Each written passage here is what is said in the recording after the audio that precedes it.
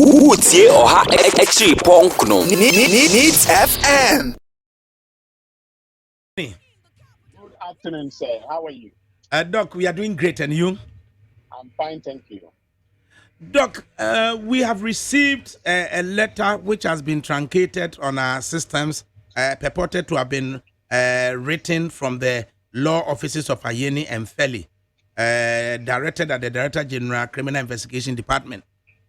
Can you tell us what instructions Mr. Samuel Ofosu Ampofo have directed you to convey to the CID Director General?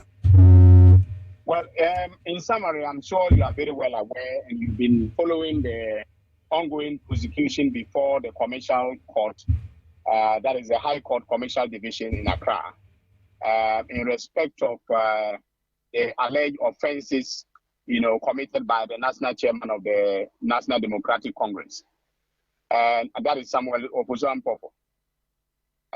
He received a letter yesterday, as you are very much aware, that was inviting him to come to the police station to assist with the investigation of allegations of kidnapping. And when we looked at the letter, we realized that there was a connection between the initial investigation that resulted in the ongoing prosecution and the attempted, or let me put it this way, the attempt to investigate or reopen an investigation into the issue of, kidnapping. And in our respectful view, that will undermine the defense that our client is putting it up in court. And therefore, we thought that it was only proper, to make that very clear to the Director General of the CID. The connection between purported kidnapping and the prosecution of Ofosu Ampofo is captured in the letter, and then you are also telling us a bit about it now. Can you tell us more how we can really appreciate that connection, for which we would possibly support or appreciate the understanding?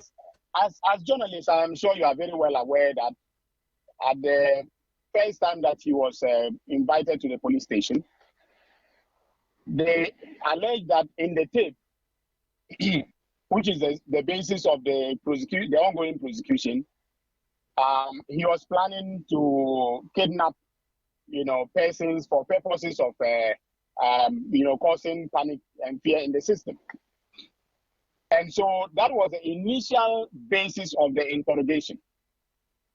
And so we see a direct link between that initial investigation and this current, attempt to reopen investigations into the issue of kidnapping, and thereby undermine the defense that we are going to put up in court on his behalf. You appear to suggest that if Ofosu Ampofo honors this invitation and then answers questions on the purported kidnapping, it may prejudice his current defense at the criminal court. Can you tell us more about that? Well, that is the position, but we cannot go into the merits, unfortunately, because the matter is sub judice. It's pending before the judge now. And, all we can say is that from our technical evaluation of the evidence as presented by the Attorney General, the attempt to reopen investigations into the issue of kidnapping is designed to undermine the defense that we will be putting up.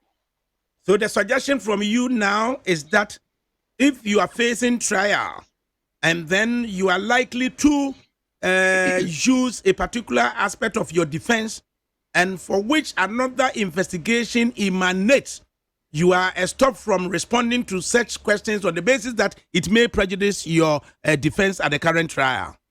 I don't think that is a question of estoppel.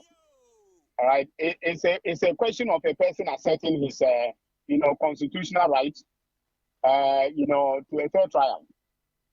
So it's not a matter of estoppel. We know that our client has a constitutional duty, as we've stated in the letter, to assist the police and other law enforcement agencies in their investigations. But when you have an ongoing trial based upon evidence that was, elicited as a result of interrogation along certain dimensions, and then you want to reopen investigations, that may be prejudicial. And if they have any further and better evidence of, his connection to the alleged kidnapping, they are entitled to amend their charge sheet and straightforwardly charge him with kidnapping. And would you say this principle is a settled principle or it is a gray area? Well, it is not a gray area as such. The right to fair trial is guaranteed under Article 19 of the Constitution, and can be asserted by any citizen. So for us, once we take the view from a legal technical point of view that the investigation will be prejudicial to our client's case, we're entitled to accept that, on his behalf. Okay, we have a legal and ethical obligation, to do so, and that is what we have just done. So, if we understand you very well, Dr. Dominic Ayeni, you are suggesting the police amend their charge sheet and to reflect these issues about kidnapping, if indeed they have any evidence to that effect. Well, it is just, I'm thinking aloud, if you can put it so. But the police could have your unsolicited legal opinion. So, that is if they take my view of things. So, what's your reasonable expectation of the reaction of the police to your letter? No, I cannot speculate on that. It is left to them to make sense of what I have written. Of course, we are a legal team, so it's not just my product. It's a product of the legal team that is representing the chairman. So how would the legal team react to the police accosting Ofosu Ampofo wherever and arresting him and then charging him for an offense without recourse to you? Oh, we have no power in that matter. That will be out of our hands. But immediately he's arrested on charges of kidnapping and arson, as the letter from the Director General of the CID indicated. Of course, if he doesn't instruct other lawyers, we will be there to vigorously defend his rights. Or otherwise, the suggestion that the police could use absconding warrants to have him arrested wherever he is found. Oh, you don't issue an absconding warrant just because someone has been invited and he has declined the invitation. It is only when the person is under arrest and has failed to turn up or being asked to do so, that is where you can issue a warrant for his arrest. So, lawyers of veritable standing, CID wants your client to come over for questioning. They have given you an indication, the subject for which they want him for questioning. Why would you want to confront the police only for them to possibly come arrest, handcuff him, and shove him onto the cells before you go in to defend him? No.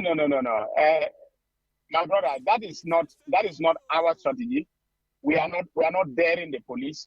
We are just simply, doing our duty in advising our clients about the consequences, the consequences of the current attempt to reinvestigate the issue of kidnapping on the matter that is pending before the High Court Commercial Division.